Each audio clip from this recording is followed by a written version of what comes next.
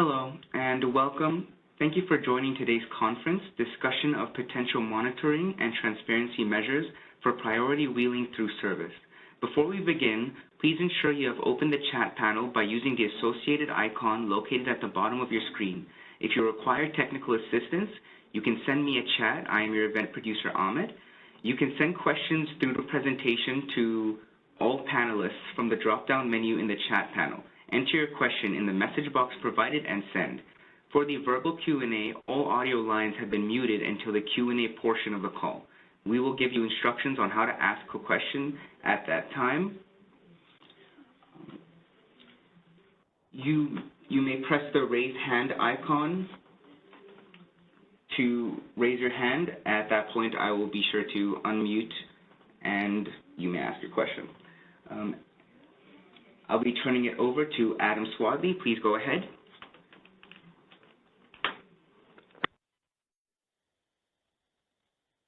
All right. Hi, good morning, everyone, and thank you for joining today's call hosted by the Department of Market Monitoring to discuss the potential monitoring and transparency measures for the high priority wheeling through service established under the Transmission Service and Market Scheduling Priorities Phase 2, Track 1.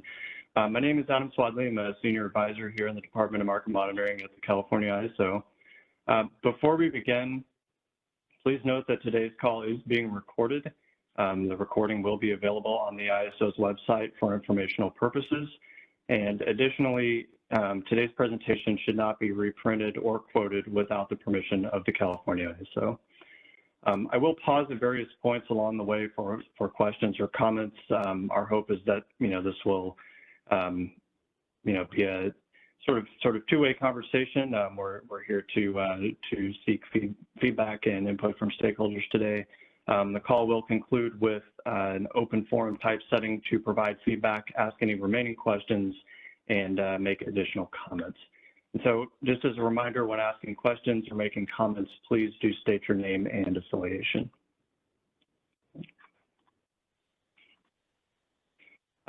I'll begin today with a little background just to set the stage for the discussion. So the TSMSP Phase 2 Track 1 initiative introduces a new approach to short-term transmission access on the CAISO system. It's an approach that calculates ATC value for interties that may be accessed by certain wheel-through transactions to establish a high scheduling priority equal to that of CAISO load. And with this new market design and approach to accessing CAISO transmission comes the need for new monitoring, transparency, and reporting roles, both for the ISO and for DMM. So these are new roles that have come up, in discussion throughout the CAISO stakeholder process, as well as in discussion at the Joint CAISO Board and WEIM governing body meeting. Some monitoring and transparency measures, or needs are focused on reliability or the appropriateness of modeling assumptions, while others, relate more to competitiveness or market impacts.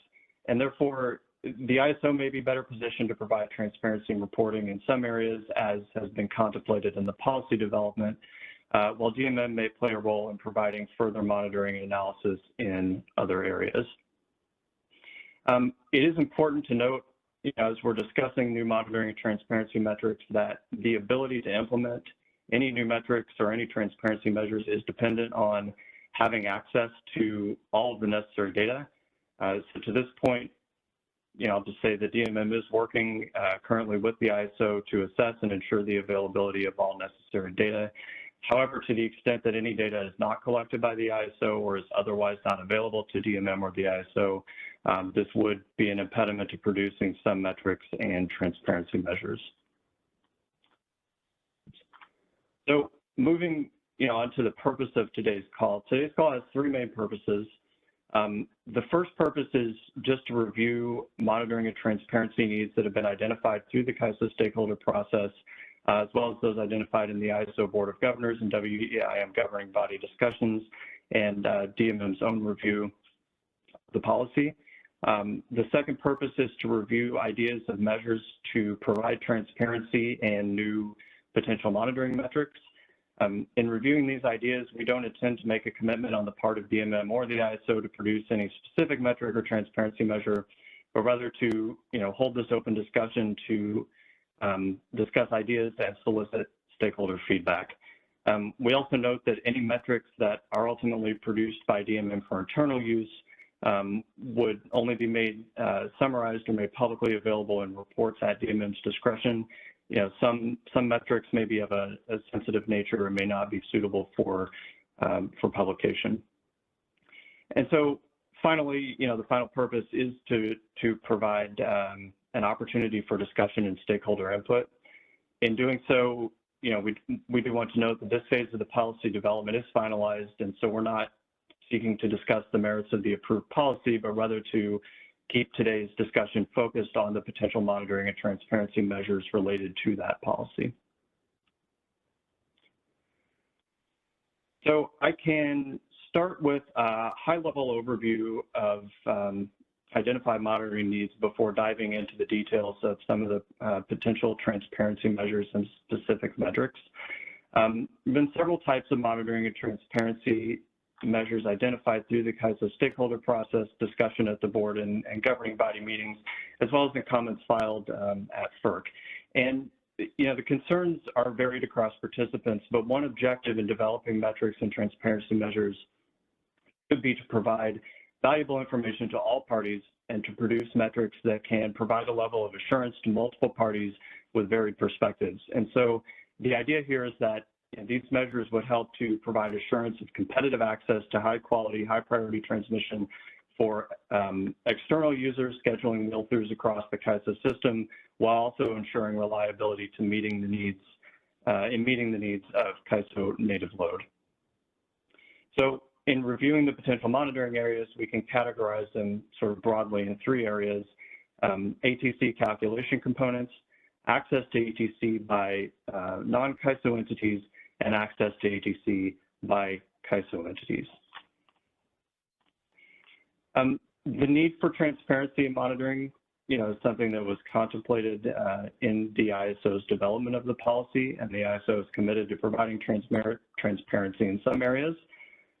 For instance, the policy proposes a transparent annual process to be held each year before the summer to discuss ATC and its components.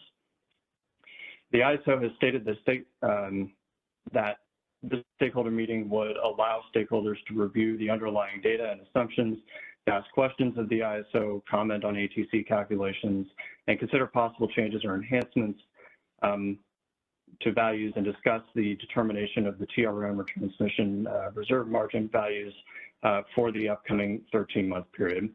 Additionally, in the policy, it was specified that the ISO would provide an ATC implementation document, or ATC ID, which would, you know, provide additional details regarding the inputs to individual ATC components and the methodologies used to calculate each of the inputs.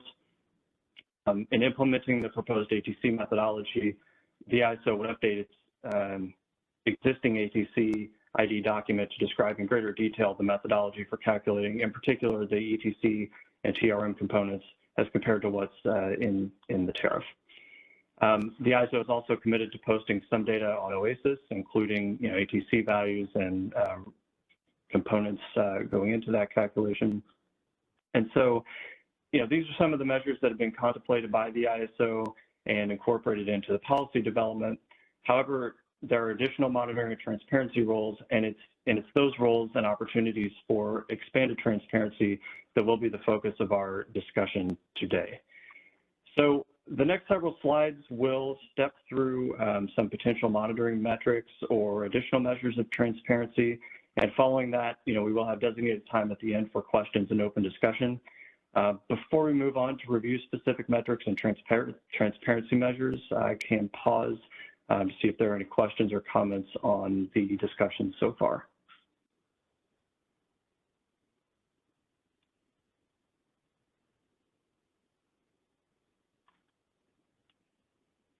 As a reminder, if you would like to ask a question, you can either raise your hand on the WebEx. If you're on a phone-only line, you can press #2, or you can enter a question into the chat.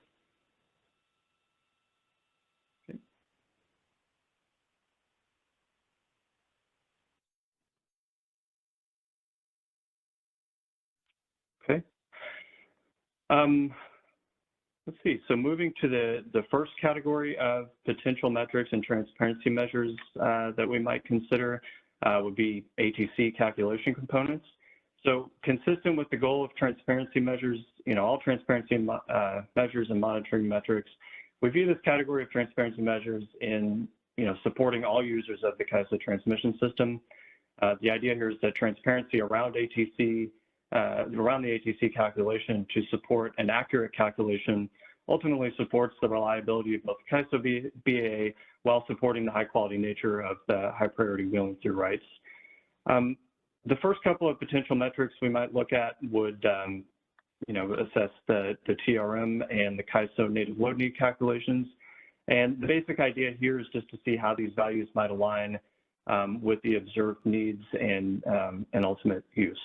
So, we could look at TRM in use at different time horizons. So the idea here would be just to look at the transmission reserve margin as it's used at different time horizons, assess how it's ultimately used, and how it's released over time, or as the value changes over time. Looking at things like, is there more held on the longer term time horizons and sort of gradually released as uncertainty diminishes, or is it a value that remains fairly stable over time? Another value we might consider would be assessing the KISO native load need calculations versus the actual load that is served by a particular intertie. So this metric would potentially assess native load ETC set aside over different time horizons, assessing how it compares to the actual native load need as indicated by the true-up that would occur at 30 days prior to the start of the month based on actual contractual showings.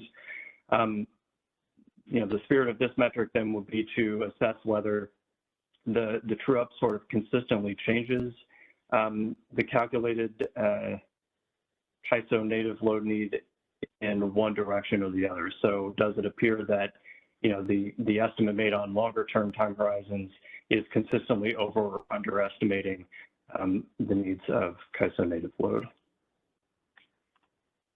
Some additional metrics we might consider to evaluate would be to consider metrics to evaluate market congestion impacts, as well as the physical flows over path 26 and other internal KISO constraints of interest.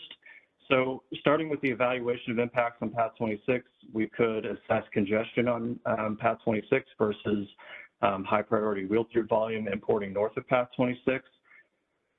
The ISO's ATC calculation as it's proposed does not directly consider internal transmission flow impacts from high priority wheel through transactions outside of the annual evaluation process that's been proposed. This metric would monitor the flow impact of ATC usage on the major north to south KISO internal transmission paths and should provide an indication of whether or not the KISO's proposed ATC methodology is sufficient to avoid detrimental congestion impacts from wheel through transactions, by only doing the annual assessment as proposed. And then you could also calculate a similar metric for other KISO internal constraints of interest. And the idea of both of these is that these metrics could be of value to entities both within and outside California, as reliability of the ISO system, is ultimately in the interest of all entities to ensure that all entities would be able to meet load serving obligations. And the final metric in this area then would be, potential metric in this area would be just to assess how the non-RA imports, contracted non-RA imports are used to meet KISO native load as compared to the quantity estimated in the native load set aside. So you could look at the portion of load need estimated, for contracted non-RA imports versus how much is actually used at the time of true-ups. This metric is very similar to the second metric back on slide 6, looking at the portion of KISO native load served by an intertie compared to the calculated set aside, but focuses more narrowly on the contracted non-RA import portion to provide greater detail on that piece. So this is the last slide discussing the potential metrics that we have posed for discussion here so far on the calculation of ATC. With that, I can pause again for any questions or comments.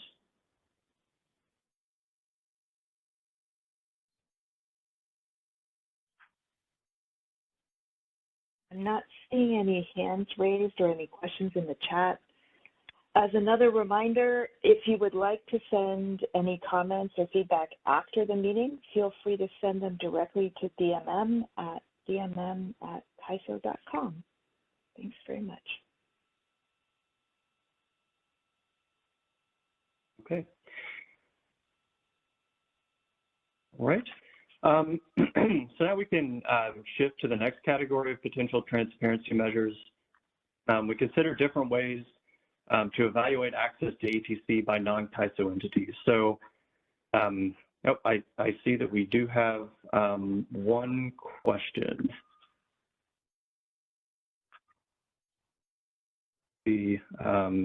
Tyrone, please go ahead. Hi, this is Tyrone from PG&E. Can you hear me? I can. Hi, Adam. Hey, quick question. This is a really helpful presentation. I wanted to ask, what's the feedback loop of the monitoring effort with the ISO's planned annual process? So as you're monitoring and if you're identifying things, how are you envisioning that will feed into the annual kind of study process? Thanks. Yeah, thank you for that, Tyrone. I think, you know, my thought on how that might go, you know, at this point, I mean, we would, I think, ultimately need to see how that annual study process plays out and, you know, what the opportunities for input are. You know, just sort of generally speaking, as you know, for all of DMM's monitoring and assessment of, you know, new market design, I think the idea would be that, you know, we would do internal monitoring as we do, you know, for many different areas, and then, you know, sort of as appropriate, summarize things in public reports. And, you know, from those efforts comes analysis and insights on, you know, sort of how the policy is functioning, and highlights the need for, you know, any potential improvements or, you know, recommendations for changes in the future. So I think, you know, we would have sort of the standard monitoring and public reporting engagement, and then as we do for, you know, other areas of the market, I think if, you know, our monitoring were to reveal significant issues or, you know, surprises, if you will, and in terms of how the market design is functioning, you know, then we would seek to engage with the ISO where appropriate, both through that annual process and through other channels as appropriate. Okay, thanks, Adam. And then just to also confirm, one piece that I think I heard you say is in terms of how you share your monitoring results with the public. It sounds like you're going to add it to the monthly and quarterly and probably even annual reports that the DMM produces. Is that correct? Yeah, I don't know that I have a specific you know, specific sort of plan of scheduled releases to share at this point in time. You know, I would say again that I think consistent with as we monitor other areas of the market, I would expect that, you know, there may be opportunities as we get into this monitoring, we develop these metrics to sort of roll them up and summarize in those, you know, sort of regular reports to highlight significant findings from the market design.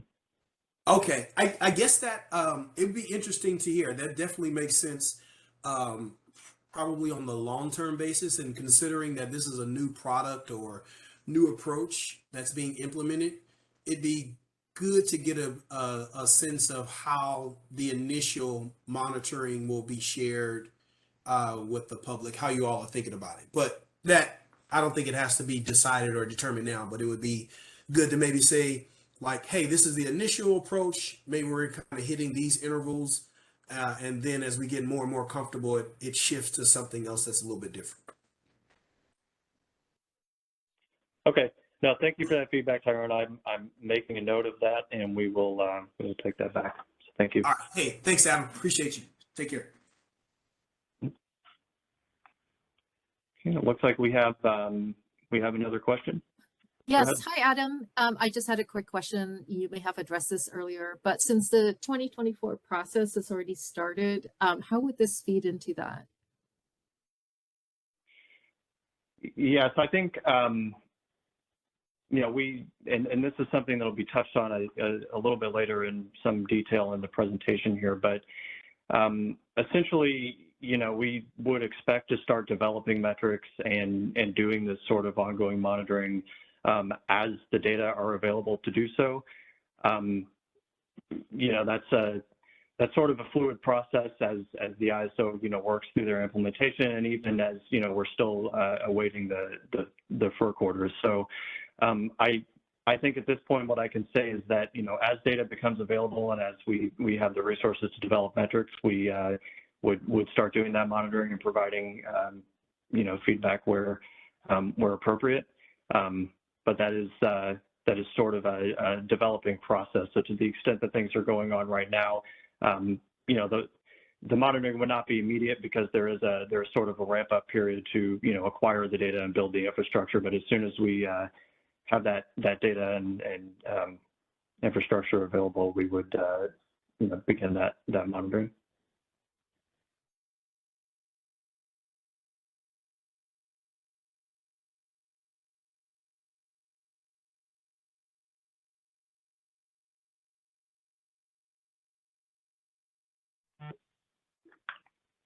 Okay.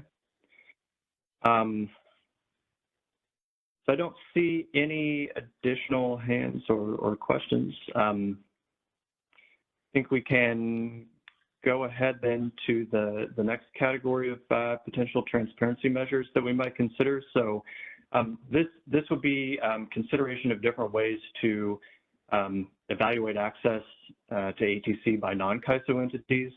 So these are metrics that are largely focused on resales of the high priority wheel-through rights and details of the power supply contracts used to support high priority wheel-through requests. Yeah, I will reemphasize here that as with all the metrics and transparency measures we're discussing today or any others, the ability to do this type of monitoring is contingent upon having access to all of the necessary data. And our current understanding, you know, is that DMM should have access to all the majority of this data, but it is, you know, we are working closely with the ISO to clarify, you know, what the specific data needs are and confirm what data will be available. And so the first potential metric here would be to review of contract details for power supply contracts supporting high priority wheeling through rights compared to how those rights are ultimately used. So the idea here is to ensure that rights are being used in a manner that's consistent with the intent of the policy, i.e. to meet contractual load serving obligations and in alignment with the details of individual power supply contracts. You can also look at, you know, details of resale transactions. So these metrics were prompted by concerns stated at different points in the stakeholder process about using resales in various manners that, you know, may not be consistent with the intent of the policy, for example, to avoid the power supply contract requirement or to exercise market power in transmission access or access to the high priority wheeling rights. So monitoring in this area, you know, will require detailed data on resale transactions particularly, and, you know, again, DMM is working closely with the ISO to assess and ensure availability of specific data points that would be needed to perform this type of monitoring. A high-level potential metric here then would be just to look at patterns of resale transactions generally to assess whether, you know, parties appear to be using resales to avoid contract requirements. For example, are there patterns of entities that, you know, appear to regularly be buying only through resales and tagging transactions in a manner that, you know, doesn't appear to be in support of a load serving contract? We could also assess the number of resales in a specified period. For example, if we see frequent purchases and subsequent resales by an entity, that could be indicative of, you know, attempted exercise of market power. In general, I think we wouldn't expect to see a lot of resales, you know, given how the transmission is expected to be procured and used. And so I think that alone would be something we'd want to take note of and investigate if resales appear, you know, to occur very frequently or in large quantities. Considering some additional metrics to look at both ATC in relation to contracts and resales, we can look at, you know, ATC reserved. So that's the, the quantity and duration of high priority wheel throughs reserved versus use. So does the use of ATC generally align with reserved quantities and durations, both as procured from the ISO and through resales? And the thought here would be to look for, sort of efficient use, i.e. that, there's not significantly more ATC being reserved than is ultimately used, things of that nature. We could also look at the resale price versus the wheeling access charge rate. This metric would be intended to assess the potential exercise of market power in the resales of high priority wheel throughs. The ability to monitor this one would, of course, be contingent upon having visibility into resale prices. In reviewing the final policy proposal, we do understand that, the ISO has proposed to be able to collect this data, but this is one area in particular where DMM continues to work closely with the ISO to ensure that, we will be able to collect and access the data necessary to perform this type of monitoring. An additional metric to consider then would be frequency of termination of power supply contracts supporting high priority wheel throughs and the stated reasons for those terminations. Here we would be, assessing the potential for pattern shifts that indicated, a trend toward less robust contracts that may be designed to only temporarily secure transmission that could be released at a later time without financial implications if advantageous to do so. The idea here is that, because transmission under the policy, or because the high priority wheeling through rights under the policy could be reserved, and canceled without financial repercussions if the underlying power supply contract is canceled before the time of power flow, we'd want to assess that, there wasn't this sort of potential pattern shift toward less robust contracts intended to achieve that outcome. Then the final two potential metrics we might consider here both relate to the power supply contracts used to support high priority wheeling through rights. The first relates to the potential implications of the contract requirement more generally. This is a requirement that is not generally a requirement of other transmission providers, and so the idea here is just to assess the potential impacts of the power supply contract on the use of ATC. And finally, we could consider the frequency of contract modifications, for example, hours reductions as related to high priority wheel through and related high priority wheel through reservation changes. The idea here would be to assess for potential queue jumping behavior, which, as has been discussed in the policy development, could occur if an entity were to use a contract with a greater total number of load serving hours to gain priority access in securing the high priority wheeling through right, and then later reducing the total number of hours in the contract. For example, if an entity were to consistently use, say, 6x16 contracts and later reduce that to a 6x4 contract. And again, we highlight this area of monitoring because this is something that I think came up in multiple stakeholder comments. It was also acknowledged by the ISO in the stakeholder process and in the FERC proceedings. And so with that, this slide is the last here to discuss potential transparency measures as far as accessing ATC by non-CAISO entities. And again, I can pause for any questions or comments on this material.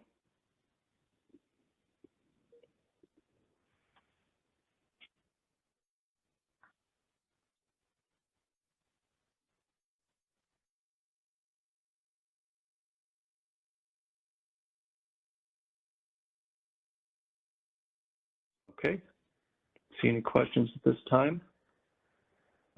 So one final area then of potential monitoring or transparency that that we contemplate here is to assess ATC use by CAISO load serving entities. The final policy does allow CAISO load serving entities to access additional ATC either on the daily horizon, doing so in a manner similar to other entities that would access on the daily horizon, or through resales. And the idea of these potential metrics would be just to see how ATC is ultimately used by CAISO load serving entities in practice. The potential metrics here then are just to assess, on the daily horizon how ATC is utilized by CAISO load serving entities, to assess, where or if CAISO load serving entities may be routinely dependent on ATC on the daily horizon to meet needs beyond those identified in the native load need set aside. Similarly, we could look at ATC acquired by CAISO load serving entities through resales.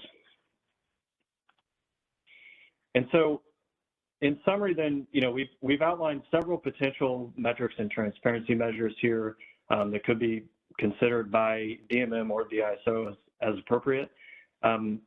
These are all potential metrics that, they reflect discussions and comments from throughout the CAISO stakeholder process, discussions at the CAISO Board of Governors and WEIM governing body meetings, as well as FERC comments, and the ISO's engagement in the FERC process. We've also included some additional suggested metrics to reflect DMM's own assessment of potential monitoring needs. But importantly, what we've covered here today and what we've presented so far, it's not an exhaustive list, and it's not intended to be an exhaustive list. And additional metrics may be needed here. And so today, we're seeking that stakeholder input and discussion. And so with that, I will open it up for reactions, questions, or thoughts about any of the material today. We would be interested in hearing feedback on any of the specific metrics, general comments, concerns, questions, as well as any potential other metrics or transparency measures that stakeholders might be considering, or any other feedback.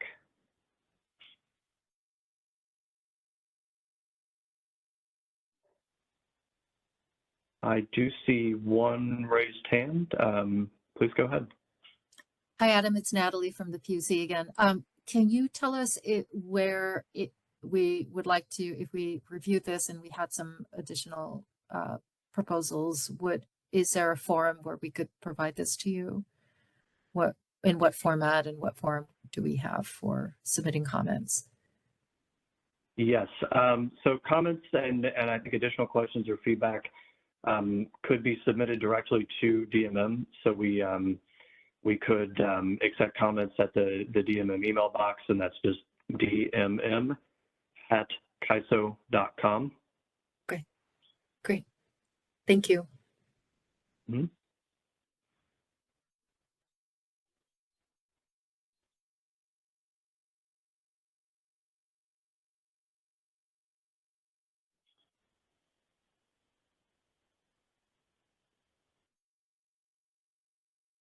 Don't see any other comments on the phone.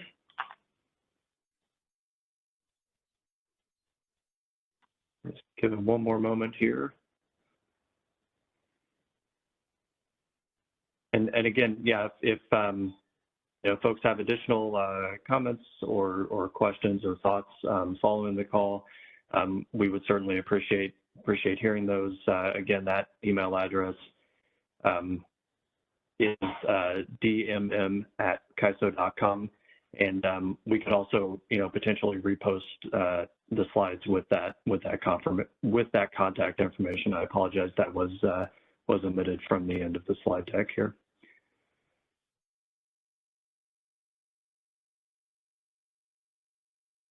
Okay. If there are no additional questions or comments, I believe that concludes our presentation and discussion today. Give it one more moment here to see if any other questions, but otherwise, thank you all very much for attending and for your participation. I believe that that would conclude the call.